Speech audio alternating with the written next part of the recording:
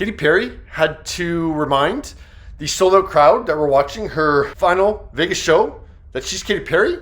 I know you're a little bit lost. I just had to start with that because it's such a, whoa, what's going on here? We'll get back to it. But first, we're going to start with the speech that Katy gave right before the final song, Firework. And she started off the speech by thanking, that group of people that have been so loyal, that have been so supportive of Katy, that really she wouldn't be on that Vegas stage without. This show would never have happened without my teammates at AEG, Direct Management, Squared Vision. Oh, right. That's who you thanked first in your thank you speech. Yeah, that was weird. Okay, well, let's go to who inspired you to create the show. My daughter, Daisy Dove. Yeah, Katy talked about her 3-year-old daughter before she performed song 23 on the set list. And actually, before song 6 on the set list, Daisy smiled at her mom on stage. Daisy, I love you so much. You're my best friend, and I'm so glad you're here.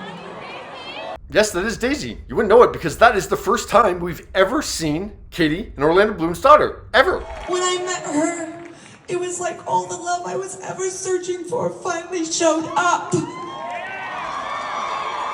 She made me whole, and she healed me, and she showed me how to play again. I love you, my girl.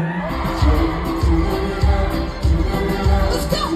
To my partner, Orlando, for being an incredible support system. An amazing father. I love you. I'm gonna sing this next song. I think you know it, okay? And on Saturday night, Katy let her daughter know that she was going to perform the song Hot and Cold, a song that she recorded 13 years before Daisy was born. It was in 2008, and Mommy was a little bit wild back then. Now, while 3-year-old Daisy needs to be informed of who Katy Perry is, the crowd that spent thousands of dollars to fly to Vegas, to book a hotel in Vegas, to buy a ticket to get into the theater in Vegas, they don't need to be told. They know who Katy Perry is. So what's going on here? And never forget, I'm Katy Perry. But reminding people of Katy's past is not what Katy's final words are actually about. We've all heard her talk about Katy Perry. The general consensus is Katy Perry's days of having pop hits are over. They're done. Those are in the past. She's a has-been. Well. And never forget, I'm Katy Perry.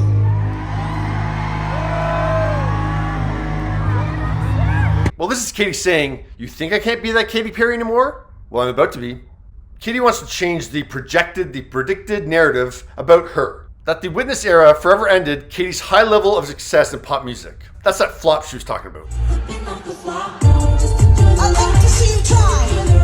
Call it a flop one more time. Before the Witness era and really Chained to the Rhythm, Katy Perry had 13 top 10 hits. After Chained to the Rhythm, no top 10 hits. The flop happened. Since the Witness era, she's had a song debut at number 15 on the Hot 100, and she had an album hit 1 billion streams on Spotify. That did not change the narrative. So it's looking like in order to change the narrative about her career, Katy has to get a song into the top 10. Look, Katy said 13 songs to get into the top 10. Of course she can get another one. But, there's not a lot of pop stars that are 16 years into their career and are still having pop hits. And there's certainly not a lot of pop stars who get another pop hit 7 years after the last one, and they've had 9 attempts in between trying to get another top 10 hit. The cards are stacked against Katy Perry, but the interesting thing about all this is that the reality is we have to admit that Katy Perry has not released a song worthy of those songs that did hit the top 10, 10 years ago. So what if Katy Perry releases a song as much of a pop earworm as Teenage Dream or Dark Horse or I Kissed the Girl? Will she get into the top 10? I'll never forget. If anyone can defy the odds and do what no artist has ever done before, I'm Katy Perry. do you think she can do it? I can't wait for next year to see what happens. What about you? Oh, there's some thunder. I'll leave that in there.